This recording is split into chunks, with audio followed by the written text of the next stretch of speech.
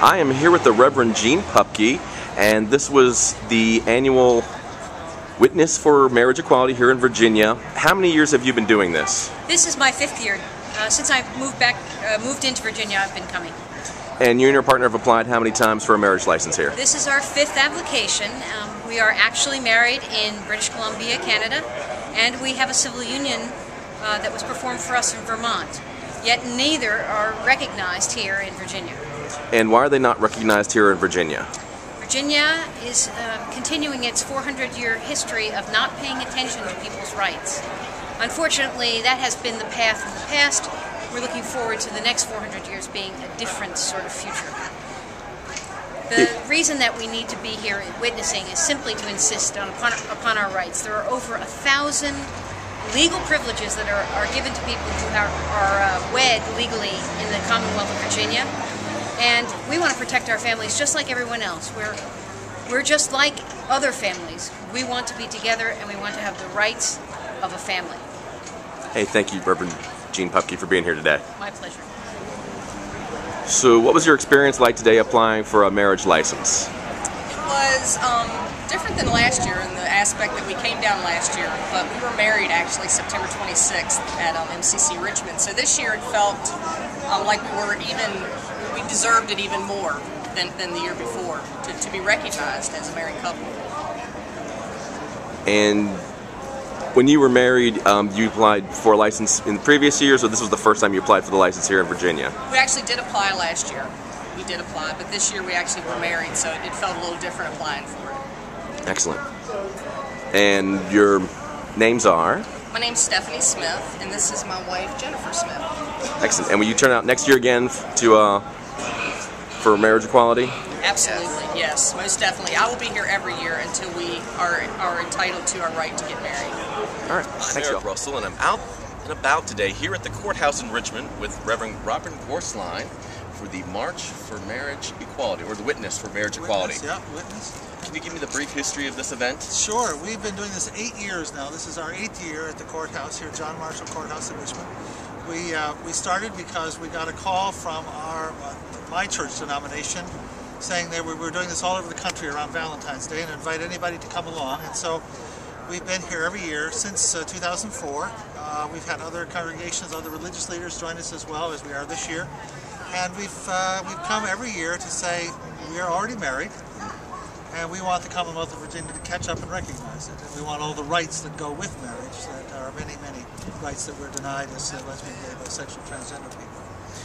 Now, Virginia has a marriage amendment that went into effect a couple years ago. Can you talk about that amendment and what happened? The amendment was a kind of a preemptive strike to make sure that the legislative process didn't work, so that those who oppose marriage equality would have a chance to put it in the Constitution.